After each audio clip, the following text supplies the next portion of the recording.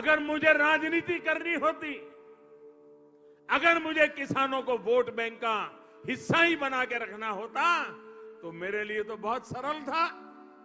ये 1 लाख करोड़ रुपए की इतनी सारी योजनाओं के पीछे मेहनत करने की क्या जरूरत थी? दिन रात पूछताछ करने की क्या जरूरत थी? बाबुओं को दौड़ाने की क्या जरूरत थी? सीधा साधा 1 लाख करोड़ रुपया किसानों को कर्ज माफी कर करके बस बांट देता। लेकिन मैंने किसानों को गुमराह करने वाला रास्ता नहीं चुना, पाप नहीं किया। कर्ज माफी तो 1 पीढ़ी की हो जाती, 1 साल की हो जाती, लेकिन 1 लाख करोड़ से जो पानी आएगा वो आने वाली सदियों तक लोगों का भला करेगा। किसान की 5-5, 25-25 पीढ़ी का भला करेगा। वो कभी कर्जदार न बने, ये ताकत उसको मिलने का काम हमने किया। हमने वो वोट बैंक की राजनीति नहीं की, हमने मेरे किसान को मजबूत करने का काम किया है। और इसलिए भाइयों बहनों, ये चुनाव जीतने के खेल जो चल रहे हैं, उसी खेल का परिणाम है कि उन्होंने किसान को कर्जदार बना के रखा है। उन्होंने नौजवान को याचक बना के रखा हुआ है। उन्होंने माता बहनों को असुरक्षित बना करके रखा हुआ है।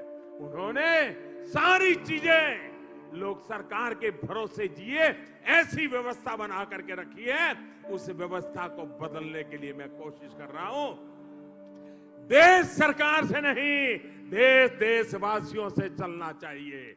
देश हम लोगों से नहीं, आपके लिए होना चाहिए। आपकी ताकत के भरोसे चलना चाहिए। इस इरादे से हम काम कर रहे हैं।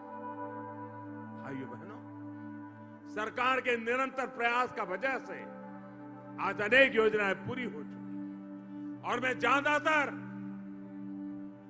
देख रहा हूं बहुत से प्रोजेक्ट आखिरी चरण में पहुंच गए हैं और आखिरी चरण में है। इसी बात को लेकर के ये पहले की सरकारों जो किसानों को वोट बैंक समझने वाले हों और हमारी सरकार किसानों को अन्नदाता समझती है, इसका सीधा सीधा फर्क है। आपको ये फर्क